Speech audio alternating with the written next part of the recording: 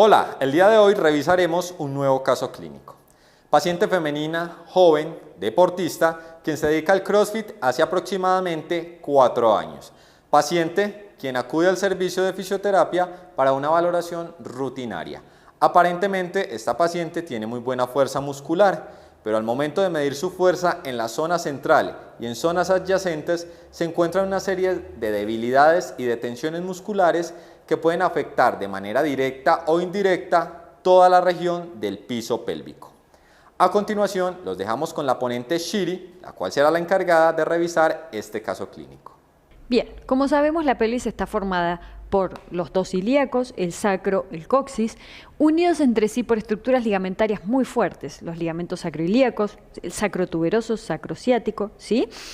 Y estos ligamentos van a tener un importante rol en las transferencias de cargas, ¿sí? Para esto necesito el sacro de manera vertical y quienes van a unir a la pelvis con la estructura superior, que es la columna, son los ligamentos iliolumbares superior e inferiores, ¿sí? Ahora vamos a ver dónde se ubica cada uno, cómo identificarlos, cómo palparlos, ¿sí? Entonces, palpación. A nivel de las crestas ilíacas, recuerden que nos encontramos con L4, ¿verdad? Entonces, vamos a dibujar para entender la palpación, para entender cómo identificar estas estructuras, ¿sí? Por debajo vamos a tener L5. Y por debajo vamos a tener al promontorio, ¿verdad? Bien. Vamos a dibujar primero el sacro, vamos a buscar el sacro en ella.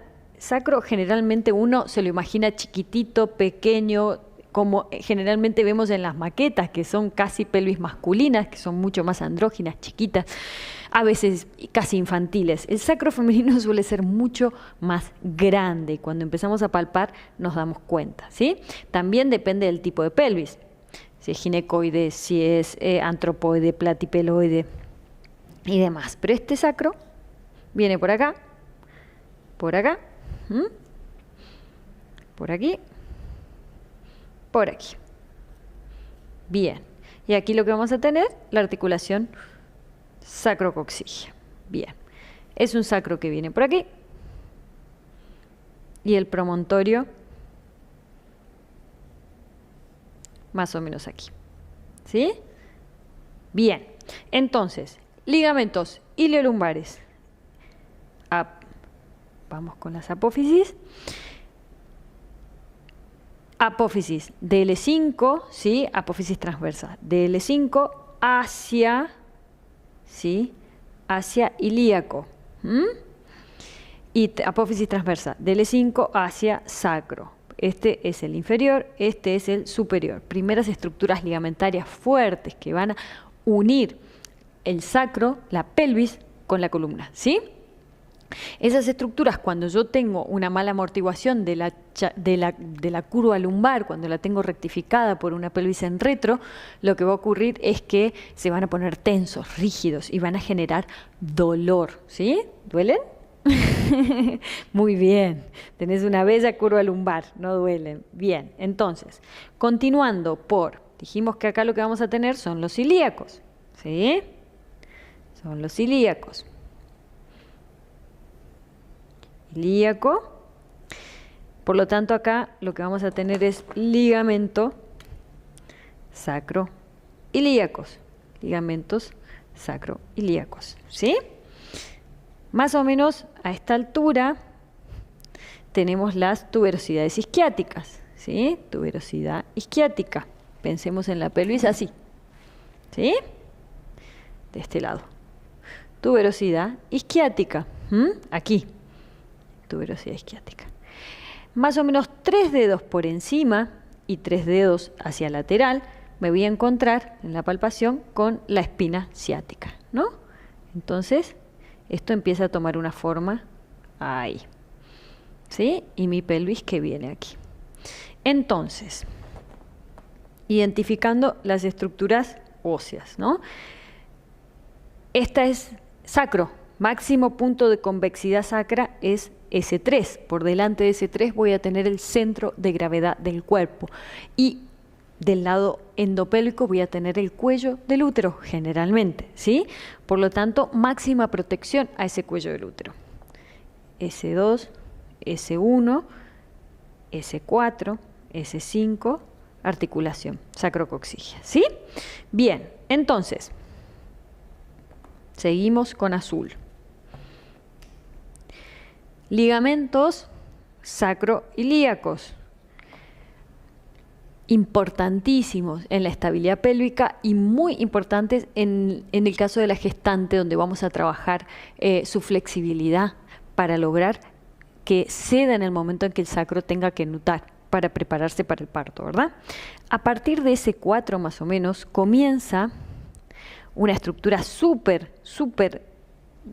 importante, rígida, que es el ligamento sacrotuberoso, ¿sí? Que va del sacro, entre S4 y S5, hacia tuberosidad isquiática, ¿sí? Entonces es este, ¿sí? Todo el reborde sacro, entre S4 y S5, hacia tuberosidad isquiática, ¿sí? De la misma altura, entre S4 y S5, hacia espina ciática, va a ir el ligamento sacroespinoso o sacrociático, ¿verdad? Bien, estas son estructuras faciales, ¿sí? Súper importante en la estabilidad de la pelvis y en la transferencia de cargas, ¿sí? Bien, ahora vamos a sumar músculos.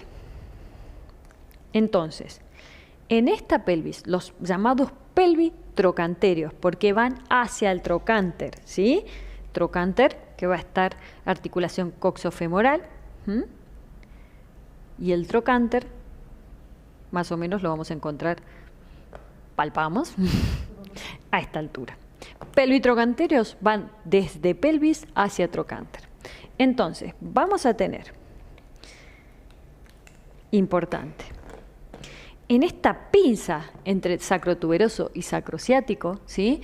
Se va a hacer realmente se gestiona tanta presión, tanta fuerza, que hay que mantener mucho cuidado, mantenerlas bien tenséricas y blandas, porque por aquí pasa, ¿quién pasa? Muy importante, por aquí tengo justo la salida del nervio ciático, ¿sí? Y por aquí entra el nervio pudendo hacia la pelvis, ¿sí?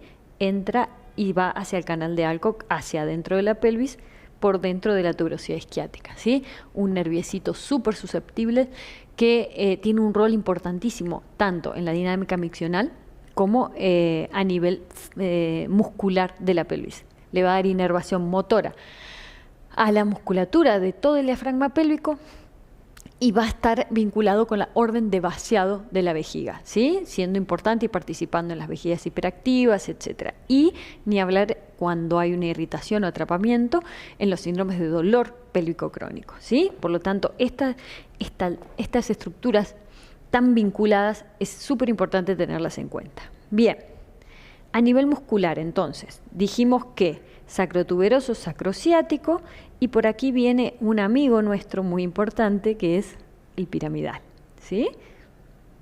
Piramidal, altura de S4, ¿sí? S3, S4, hacia trocánter, ¿verdad? Piramidal. Bien, va a tener a sus amigos cerca, gemino o gemelo inferior, gemino superior, cuadrado crural, ¿sí? Pelvitrocanterios. Después, imagínense una transferencia de cargas alterada, una pelvis en retro. Estas estructuras, en vez de estar transfiriendo cargas hacia abajo, ¿sí? Las líneas de cargas deben venir por L5, ¿sí? Hacia promontorio, el promontorio distribuir esa carga a las líneas innominadas de los ilíacos, ¿sí? Y esa presión descendente se distribuye entre las ramas isquiopúbicas, ¿sí? Hacia pubis y hacia la coxofemoral hacia abajo. Si yo tengo una pelvis en retro, todo ese peso cae a las vísceras y cae, empiezan a soportar carga los ligamentos sacrotuberosos sacrociáticos y cambia la función del piramidal, ¿sí? Que empieza a ser como un piso de la pelvis en vez de ser un músculo de movimiento, pasa a ser un músculo soportador de carga. Por eso todos los síndromes piramidales y los dolores pélvicos que tanto conocemos, ¿sí? Bien, después, por encima, ¿qué vamos a tener?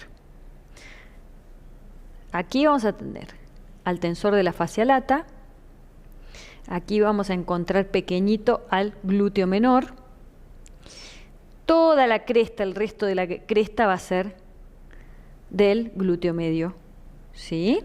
Y por encima, cubriéndolo todo, aquí vamos a tener al glúteo mayor.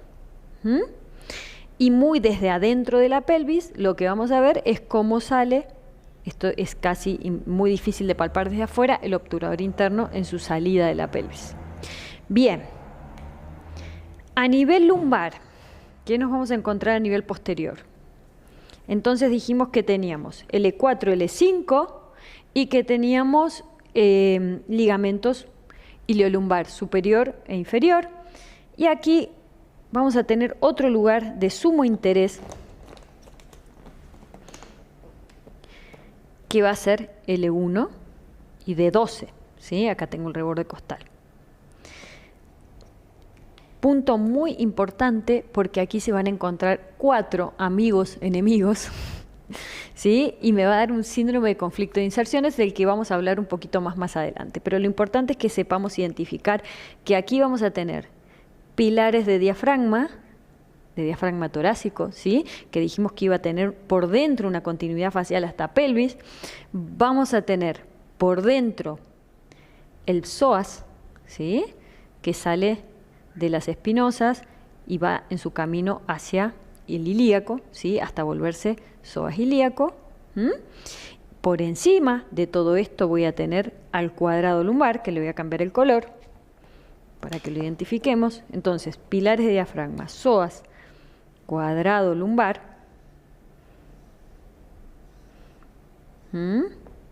Y por encima voy a tener oblicuo externo de la pelvis, ¿sí? Que va a ir hacia abajo, oblicuo externo del abdomen, perdón. Y el transverso abdominal, que va a tener su origen en las apófisis transversas de las vértebras lumbares. Ahí va a surgir el transverso abdominal, que me va a atravesar y va a ser una faja, una verdadera faja abdominal, ¿sí? Natural.